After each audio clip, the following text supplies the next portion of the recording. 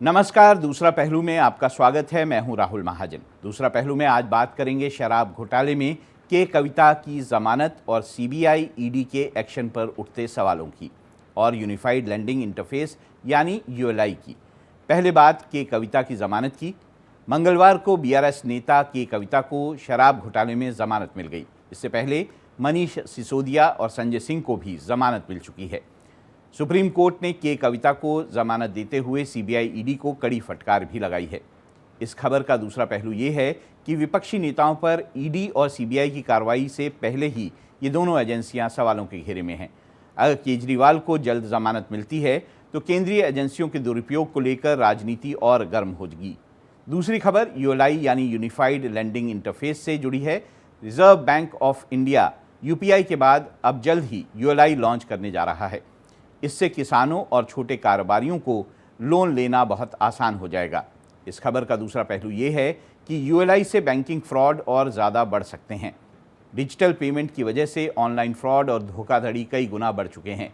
अगर लोन में फ्रॉड हुआ तो समस्या और बढ़ सकती है।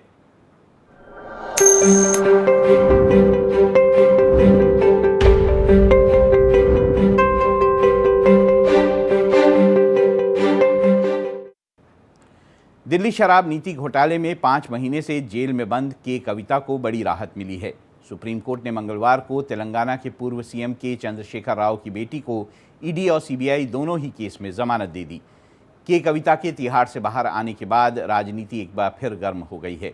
आइए पहले समझते हैं कि के कविता पर क्या आरोप हैं और जमानत पर सुनवाई के दौरान सुप्रीम कोर्ट ने ईडी और सीबीआई पर क्यों सवाल उठाए।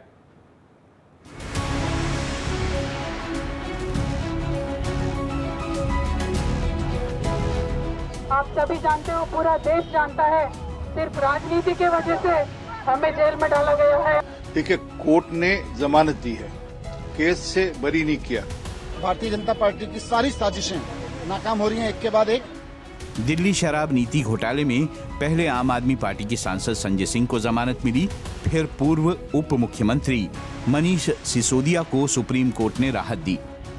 अब बीआरएस नेता के कविता को भी सुप्रीम कोर्ट ने बड़ी राहत दी है। 5 महीने बाद तिहाड़ जेल से बाहर आते ही के कविता ने कहा कि कानून की जीत होगी, कानून अपना काम करेगा। आप सभी को मेरा धन्यवाद।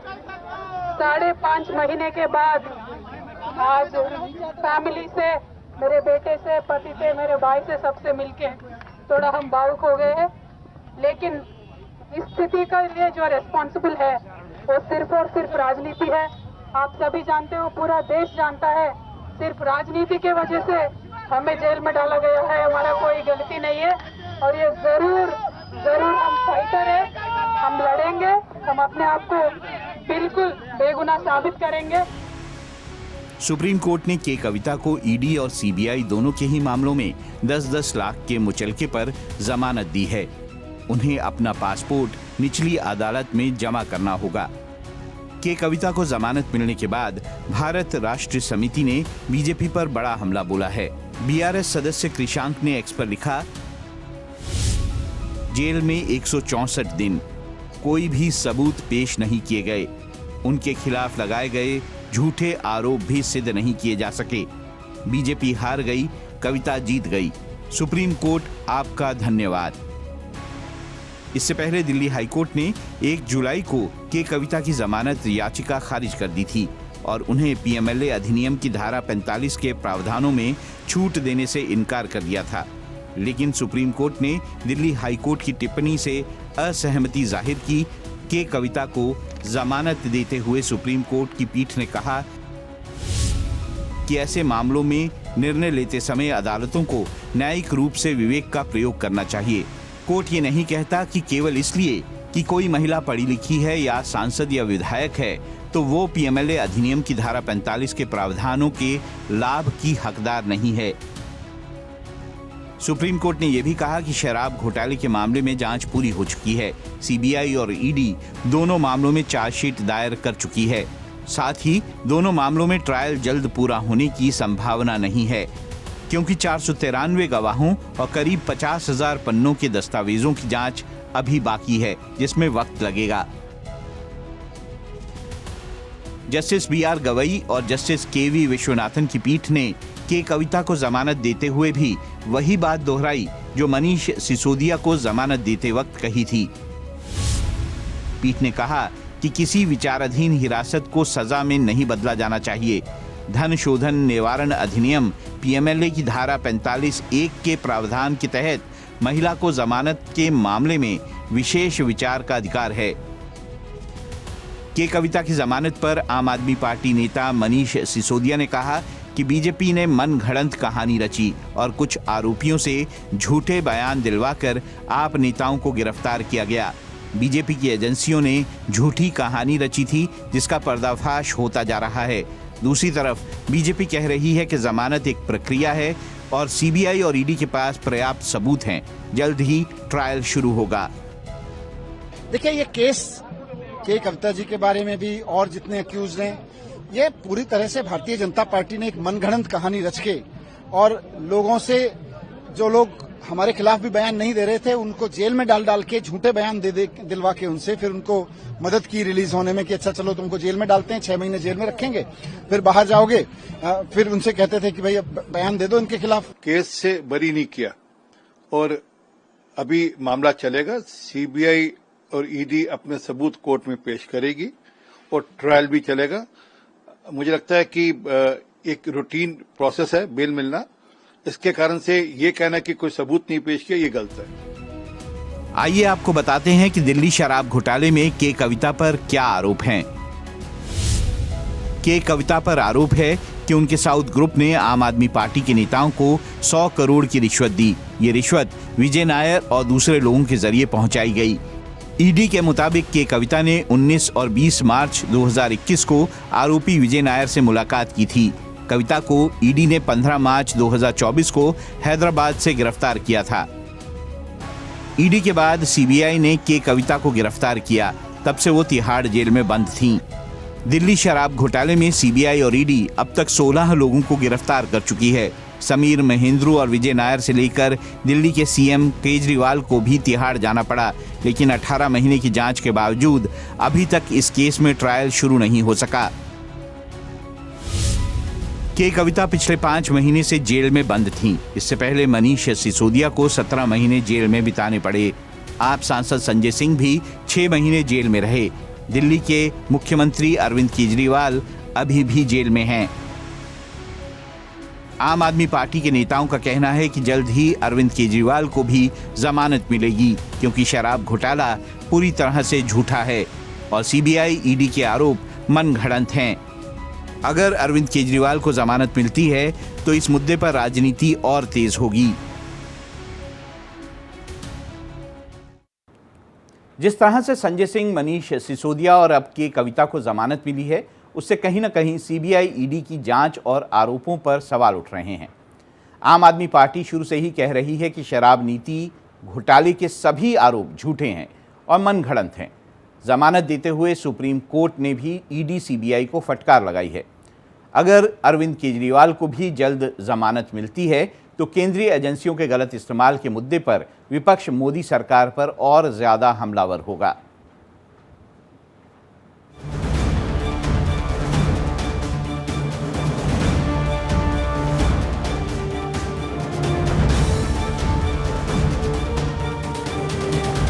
इस खबर का दूसरा पहलू ईडी और सीबीआई के गलत इस्तेमाल को लेकर है। विपक्ष लगातार इस मुद्दे पर मोदी सरकार पर हमलावर है। शराब नीति घोटाले में बीआरएस नेता के कविता को जमानत देते हुए सुप्रीम कोर्ट ने जिस तरह से ईडी और सीबीआई को फटकार लगाई है, वो गौर करने वाला है।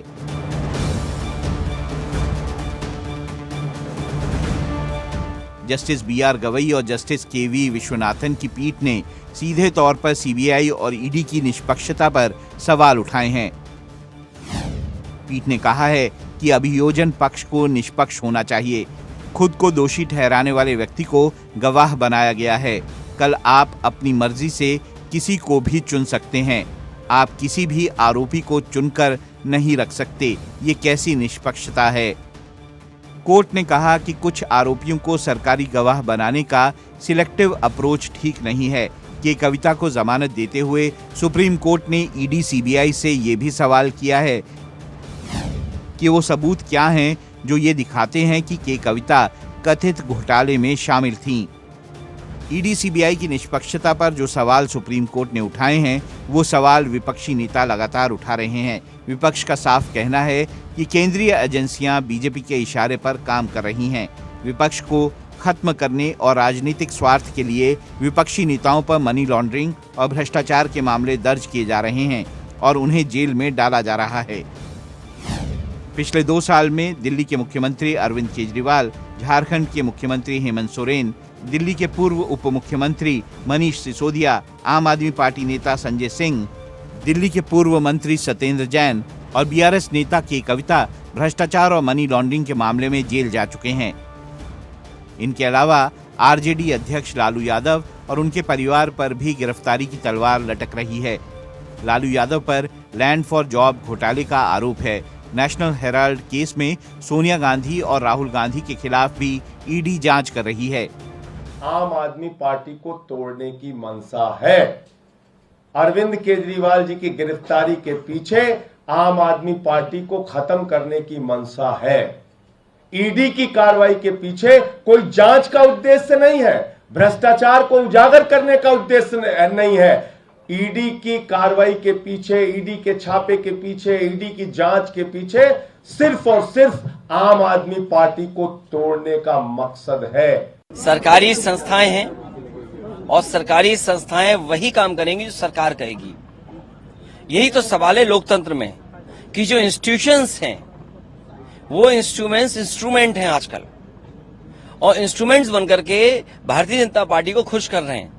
जो दुनिया में रिकॉर्ड बनाने जा रहे हैं झूठे मुकदमे का, ये केवल दुनिया में रिकॉर्ड नहीं बनने जा रहा है इनका झूठे मुकदमे का, ब्रह्मांड का रिकॉर्ड बनाने जा रहे हैं लोग। झूठे मुकदमे लगाने में भारतीय जनता पार्टी ब्रह्मांड में रिकॉर्ड बनाने जा रही है। सवाल ये उठते हैं कि क्या विपक्षी नेताओं को राजनीतिक साजिश के तहत भ्रष्टाचार के मामलों में फंसाया जा रहा है? क्या केंद्रीय एजेंसियां बीजेपी के इशारे पर काम कर रही हैं, जैसा विपक्षी नेता आरोप लगा रहे हैं? दिल्ली शराब नीति घोटाले में अब तक आप सांसद संजय सिंह, दिल्ली के पूर्व उप मुख्यमंत्री मनीष सिसोदिया और भारत राष्ट्र समिति की नेता के कविता को जमानत मिल चुकी है, जबकि सीबीआई और ईडी ने मनीष सिसोदिया और संजय सिंह को मुख्य साजिशकर्ता बताया था। करीब 2 साल से जांच और गिरफ्तारियों के बावजूद अभी तक इस केस में ट्रायल शुरू नहीं हो पाया। अगर अरविंद केजरीवाल को जमानत मिलती है तो उसके बाद आम आदमी पार्टी और ज्यादा हमलावर होगी। चुनाव से पहले मार्च में कांग्रेस समेत 14 विपक्षी पार्टियों ने सीबीआई ईडी के दुरुपयोग के खिलाफ सुप्रीम कोर्ट में याचिका भी दाखिल की थी। इस याचिका में कहा गया था कि जब से मोदी सरकार सत्ता में आई है तब से बड़े पैमाने पर जांच एजेंसियों का दुरुपयोग किया जा रहा है। लोकसभा चुनाव में भी विपक्ष ने इस मुद्दे को जोर शोर से उठाया था। सीबीआई और ईडी जैसी चीज नहीं है, वो बीजेपी का औजार है, वो बीजेपी के कंट्रोल में है। हिंदुस्तान में जो हमारे इंस्टीट्यूशंस हुआ करते थे वो आज इंस्टीट्यूशंस हिंदुस्तान के नहीं है। चाहे वो इलेक्शन कमीशन हो, चाहे वो सीबीआई हो, ईडी हो, ये सब हो, ये अब बीजेपी और आरएसएस के हथियार हैं। जब भी ईडी सीबीआई इनकम टैक्स काम कर रही है विपक्षी नेताओं के यहाँ, तो आप समझ जाइए कि भाजपा के लोग घबराए हुए। विपक्षी नेता ये भी आरोप लगा रहे हैं कि भ्रष्टाचार से घिरे नेता जैसे ही बीजेपी में शामिल हो जाते हैं वो पाक साफ हो जाते हैं, उनके खिलाफ जांच की फाइल बंद हो जाती है। हेमंत बिस्व शर्मा और शुभेंदु अधिकारी समेत ऐसे नेताओं की लिस्ट लंबी है जिनके खिलाफ भ्रष्टाचार के आरोप हैं। अगर दिल्ली शराब घोटाले में आप नेताओं पर आरोप सिद्ध नहीं हुए तो जांच एजेंसियां और ज्यादा कटघरे में आ जाएंगी। यूपीआई यानी यूनिफाइड पेमेंट इंटरफेस ने भारत में डिजिटल पेमेंट की दुनिया में क्रांति ला दी है। यूपीआई से पैसे ट्रांसफ़र करना इतना आसान हो गया है कि सब्जी वाले से लेकर रेडी पटरी वाले तक हर जगह आपको यूपीआई मिलेगा। यूपीआई के बाद आरबीआई अब डिजिटल क्रेडिट के जरिए बड़े बदलाव की तैयारी कर रहा है। आरबीआई बहुत जल्दी यूनिफाइड लेंडिंग इंटरफेस यानी यूएलआई लॉन्च करने जा रहा है, जिससे छोटे कारोबारियों और किसानों को लोन लेना बहुत आसान हो जाएगा।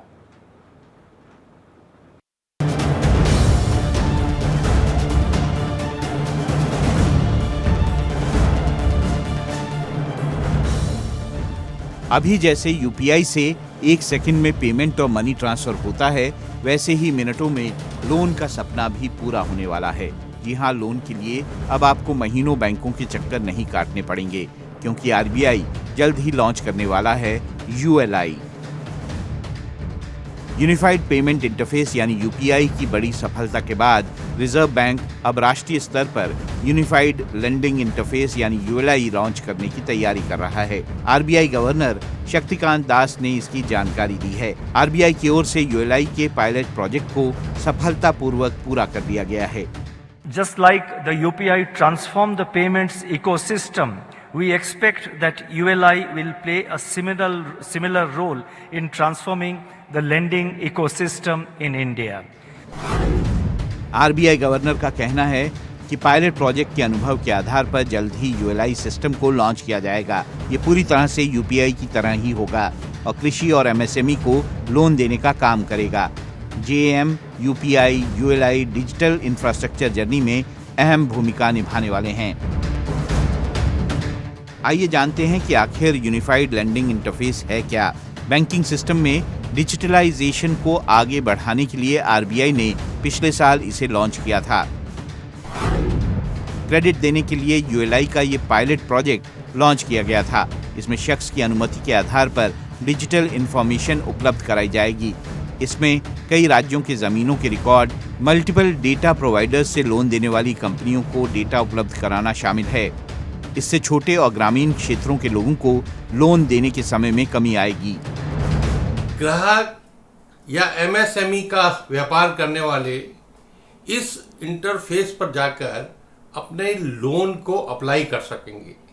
सिर्फ लोन अप्लाई ही नहीं होगा, इस इंटरफेस से बाकी एजेंसीज भी जुड़ेंगी, यानी बैंक भी जुड़ेंगे, एनबीएफसी जुड़ेंगे और लैंड रिकॉर्ड को भी इसके साथ जोड़ा जाएगा। आपके आधार का डाटा भी इसके साथ जोड़ा जाएगा। केंद्रीय बैंक फाइनेंशियल सर्विसेज के डिजिटलीकरण की सफलता से उत्साहित होकर छोटे और ग्रामीण क्षेत्रों के लोगों को लोन देने के लिए यूएलआई लाने जा रहा है। आरबीआई गवर्नर ने इस बात पर जोर दिया कि जनधन, आधार, यूपीआई और यूएलआई की नई त्रिमूर्ति भारत की डिजिटल इंफ्रास्ट्रक्चर जर्नी में क्रांतिकारी कदम होगी। The earlier trinity was Jan Dhan, Aadhaar, Mobile, JAM Trinity. We are calling it the new trinity. The new trinity of JAM, UPI and ULI will be a revolutionary step forward in India's digital infrastructure journey.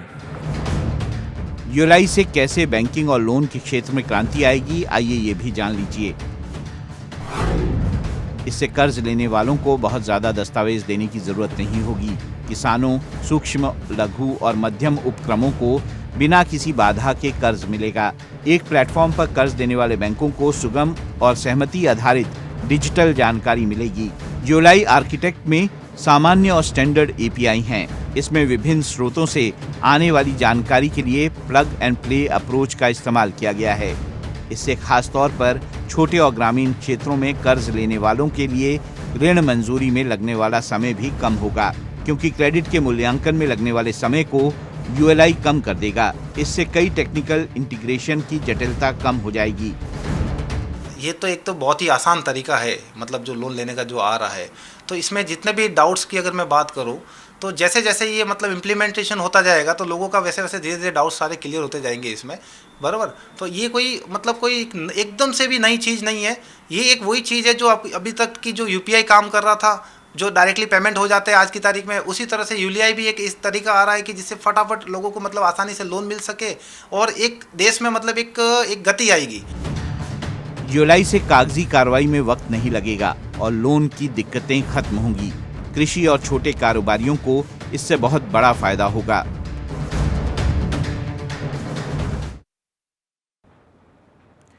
ULI से loan लेने में paper work से आज़ादी मिलेगी। कुछ minute में ही loan की रकम खाते में ट्रांसफ़र हो जाएगी।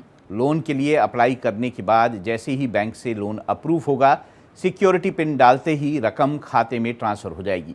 लेकिन इस खबर का दूसरा पहलू ये है कि इससे बैंकिंग फ्रॉड और ज़्यादा बढ़ सकते हैं। गरीब किसान और कारोबारी कर्ज के जाल में फंस सकते हैं।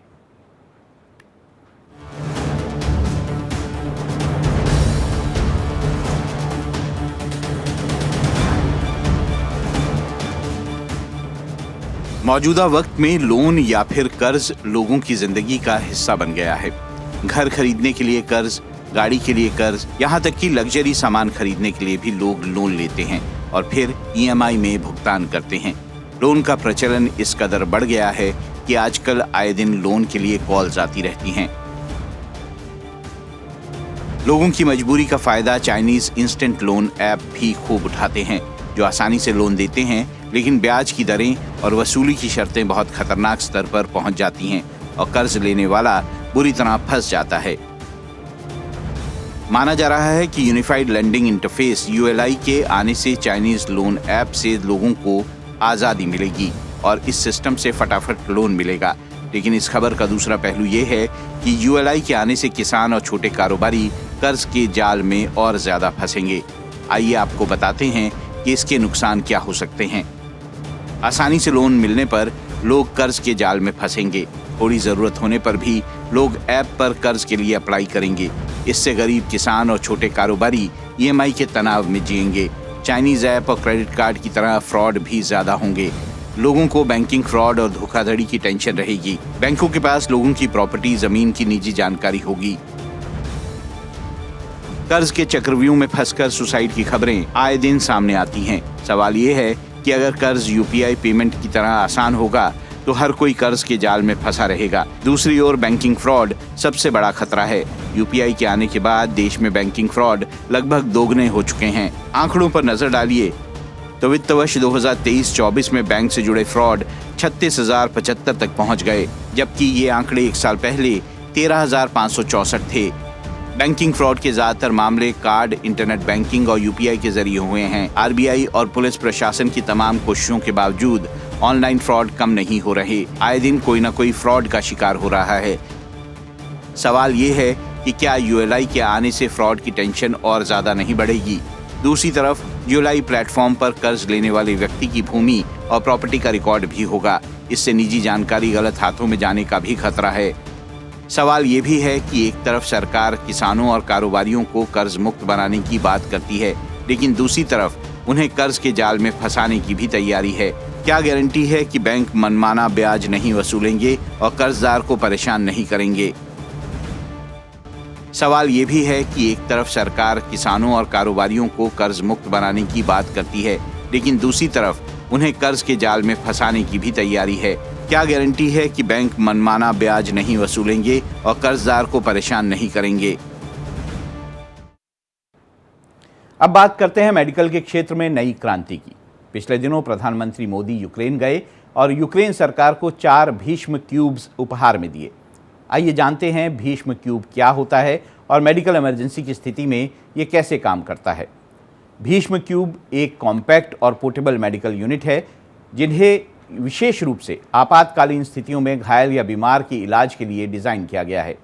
ये क्यूब्स इमरजेंसी की स्थिति में इलाज के लिए पूरी तरह से सुसज्जित हैं।